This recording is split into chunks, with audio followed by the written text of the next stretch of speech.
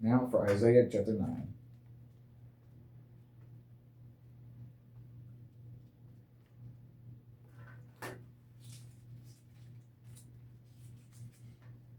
Isaiah chapter 9. Nevertheless, the dimness shall not be such as in her vexation. Vexation means curse. When at the first he highly afflicted the land of Zebulun, the land of Naphtali, and afterward did more grievously afflict her by the way of the sea, beyond Jordan and Galilee of the nations.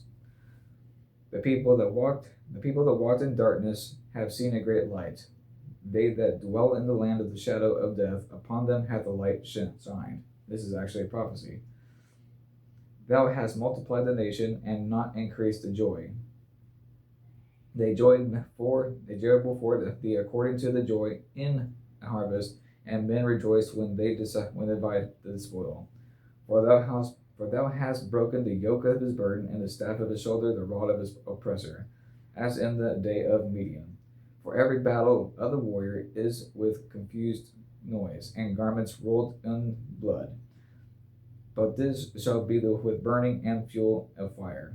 For unto us a child is born, unto us a son is given, and the government shall be upon his shoulder, and his name shall be called Wonderful, Counselor, the Mighty God. So this here is a prophecy about a future child who shall be born, whose government will be on his shoulders, and he shall be called Wonderful, he shall be called Counselor, so he shall be every single person's counselor. He's my counselor, your counselor, all of our counselors. He shall be the Mighty God. So he is called the Mighty God. That means the flesh of God is still God. The everlasting Father. So Yeshua is our Father, not just the Father which is art in heaven, but Yeshua himself is our Father. He is the everlasting Father, and he is the Prince of Peace. So it's his peace. Of the increase of his government and peace there shall be no end, upon the throne of David, and upon his kingdom, to order it and to establish it with judgment and with justice from henceforth even forever. The zeal of the Lord of hosts will perform this. The Lord sent a word unto Jacob, and hath lighted upon Israel. And all the people shall know, even Ephraim and the inhabitants of Samaria, that say in the pride and stoutness of heart, the bricks are fallen down, but we will build with hewn stones.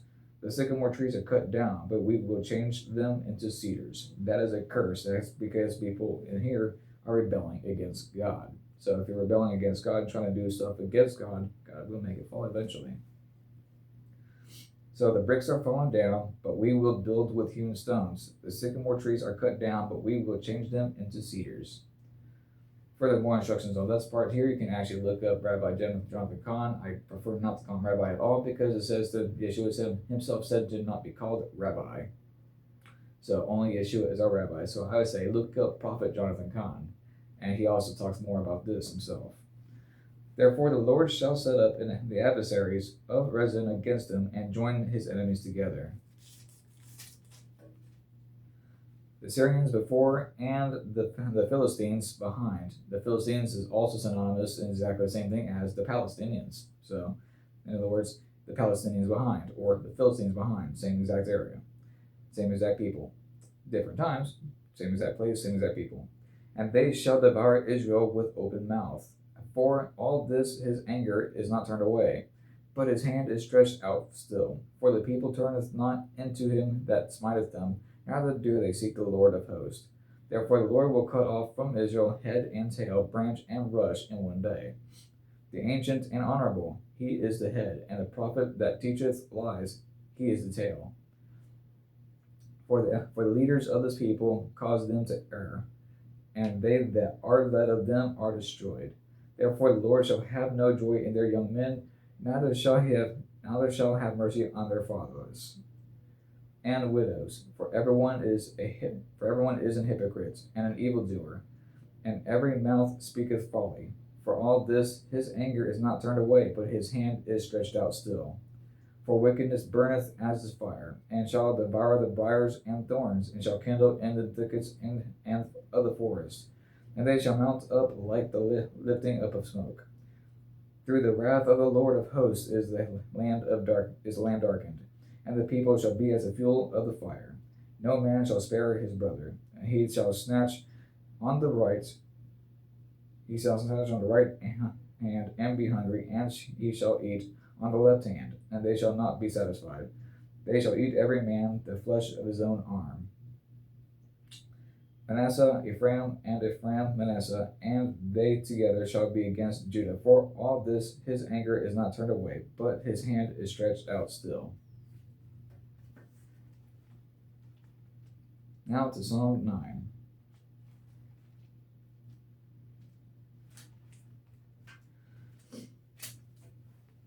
Psalm 9. I will praise thee, O Lord, with my whole heart. I will show forth thy marvelous works. I will be glad and rejoice in thee. I will sing praise to thy name, O thou most high. When mine enemies are turned back, they shall fall and perish at thy presence. For thou hast maintained my right and my cause. Thou sattest in the throne, judging right. Thou hast rebuked the heathen. Thou hast destroyed the wicked. Thou hast put out their name forever and ever. O thou enemy, destructions are come to perpetual end, and thou hast destroyed cities. Their memorial is perished with them. But the Lord shall endure forever. He hath prepared his throne for judgment. He shall judge the world in righteousness. He shall minister judgment to the people in uprightness. The Lord also will be a refuge for the oppressed, and a refuge in times of trouble. And they that know thy name will put their trust in thee. For thou, Lord, hast not forsaken them that seek thee. Sing praises to the Lord, which dwelleth in Zion. Declare among the people his doings. When he maketh inquisition for blood, he remembereth them, for he forgetteth not the cry of the humble. Have mercy upon me, O Lord. Consider my trouble when I suffer of them that hate me. Thou that liftest me up from the gates of death, that I may show forth all thy praise in the gates of the daughter of Zion. I will rejoice in thy salvation. The heathen are sunk down into the pit that they made. In the nets which they hid is their own foot taken. The Lord is known by the judgment which he executeth. The wicked is snared in the work of his own hands. Hegion Selah. The wicked shall be turned into hell, and all the nations that forget God. For the needy shall not always be forgotten. The expectation of the poor shall not perish forever. Arise, O Lord. Let no man prevail. Let the heathen be judged in thy sight. Put them in fear, O Lord, that the nations may know themselves to be but men. Selah. Now for Matthew chapter 9.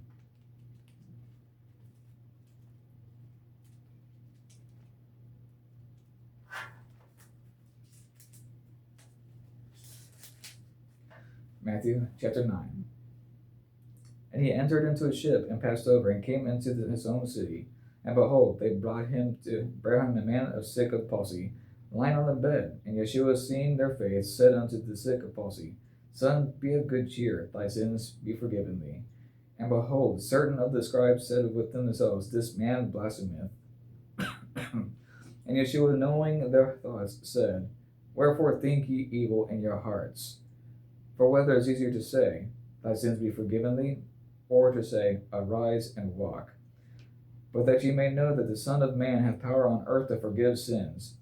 Then saith he to the sick of the palsy, Arise, take up thy bed, and go unto thine house. And he arose and departed to his house. But when the multitude saw it, they marveled and glorified God, which had given such power unto men.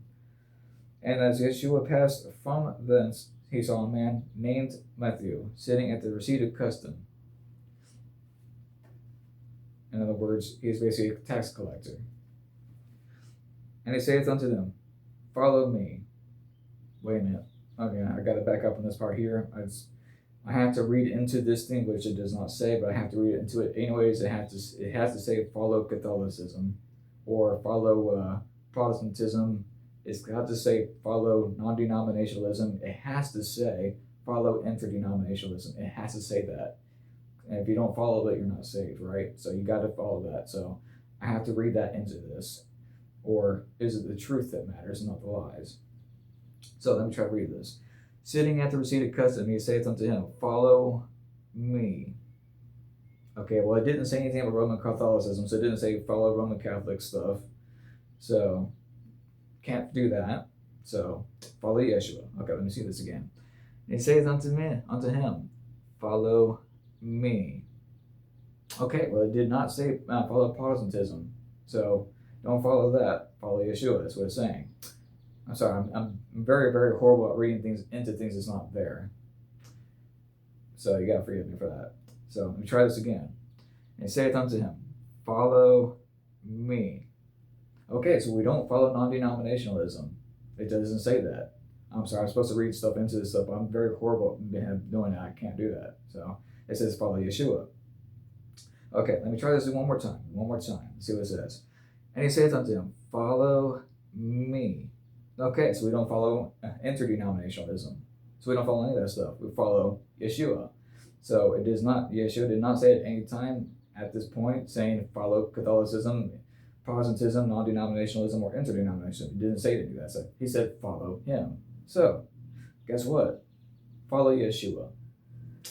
And he arose and followed him. And it came to pass, as Yeshua sat at meat in the house, behold, many publicans and sinners, basically tax collectors, many publicans and sinners came and sat down with him and his disciples. And when the Pharisees saw it, they said unto his disciples, Why eateth your master with publicans and sinners? And when Yeshua heard that, he said unto them, They that be whole need not a physician, but they that are sick. But go ye and learn what that meaneth. I will have mercy and not sacrifice. For I am not come to call the righteous, but the sinners to repentance. In other words, he's saying right there and then, he's not sitting there saying, go have animalistic substitution, don't do the works of Levitical priesthood. Instead, he's saying, I would rather have mercy instead of imputing your sin upon you. I'd rather have mercy on you. I'd rather blot out the sin instead and have you. He'd rather have us than that stuff is attached. Then came to him the disciples of John, saying, Why do we and the Pharisees fast oft, but not thy disciples, but thy disciples fast not?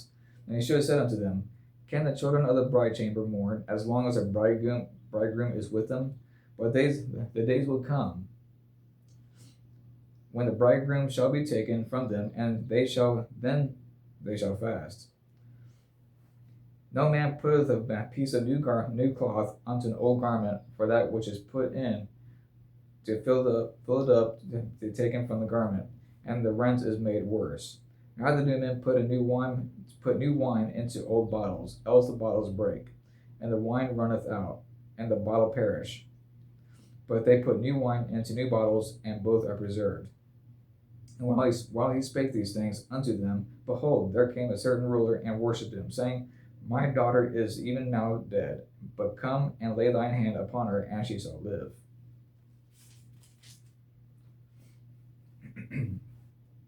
And Yeshua arose and followed him, and so did his disciples. And behold, a woman with disease, with an issue of blood, 20 years, and came behind him, and touched the hem of his garments. So touch the hem of his garments is a specific reason for touching the hem of the garments. The garments that's traditionally worn today is actually not biblical garments. Even the garments even I'm wearing are not biblical garments. So if we are actually all supposed to wear biblical garments, including myself. So there you go. But the kind of garments we're supposed to have fringes, and upon the fringes is a hem of the garment. So, and that's what we're all supposed to be wearing, including me. That's what I'm supposed to be wearing.